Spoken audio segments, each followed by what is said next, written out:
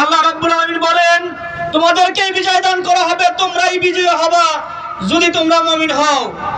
এখন মুমিন হওয়ার শর্তের মধ্যে যে শর্তগুলো রয়েছে, আল্লাহর হুকুম পালন করতে হবে, পাশাপাশি আমাদের মধ্যে তাকওয়া অর্জন করতে হবে। অলৌকিকভাবে আল্লাহর পক্ষ থেকে অবশ্যই সাহায্য আসবে। বদরের যে ৭০,০০০ ফেরেশতা এখনো জমিনে আসেন সেবার, বদরের ৭০,০০০ ফেরেশতা কি এখনো আছে কিনা? অতএব মুমিন হওয়ার জন্য আল্লাহ ঘোষণা করেছেন, আমরা মুমিন হতে প্রস্তুত থাকি।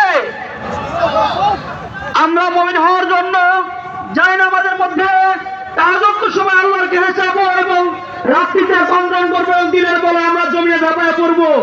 যদি আমরা এই দুই কাজ করতে পারি, আল্লাহর পক্ষ থেকে বিজয় আসবে। আমরা যদি শুধু বক্তব্য দিয়ে আমরা অপরকে ঘায়াল করার চেষ্টা করি, এবার বিজয়ের জন্য আমরা শর্ত দেন নাই। অবশ্যই আমাদেরকে সহনশীল হয়ে, প্রতিপক্ষের সাথে সহনশীল হয়ে আমাদেরকে শ্রদ্ধার সাথে আমরা আহ্বান করবো ইনশাআল্লাহ। যেহেতু আপনারা দেখেছেন সুস্পষ্ট বক্তব্য যে অন্য রাজনৈতিক দলরা, কোন রাজনৈতিক দল শরিয়া আইন চায় না, তারা শরিয়া আইন মানে না।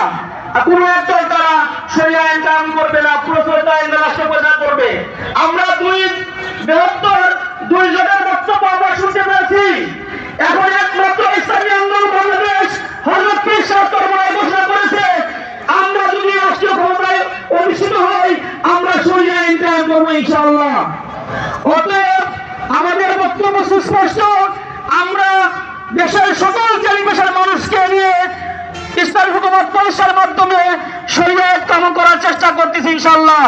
আল্লাহ রাব্বুল আলামিন আমাদেরকে যেন বিজয় দান করেন এবং এই বিজয়ের জন্য আমাদেরকে ত্যাগ এবং কুরবানি করার তৌফিক দান করেন। সংগ্রামী বন্ধুরা আমার, আমাদের হাতে আর মাত্র 10টা দিন সময় আছে। এই 10টা দিন তাহাজ্জুদ নামাজ এবং ফজর থেকে শুরু করে রাত্রি পর্যন্ত আমরা যদি মেহনত করতে পারি, প্রতিটি মানুষের ঘরে ঘরে গিয়ে আমরা এই একটা কথা বলতে পারি, এখন বর্তমান বাংলাদেশের 3টা ধারা। কয়টা ধারা বরাবর? 3টা ধারা। এক ধারা তারা শরিয়া আইন মানে না, আর এক ধারা শরিয়া আইন কায়েম করবো না, প্রশ্ন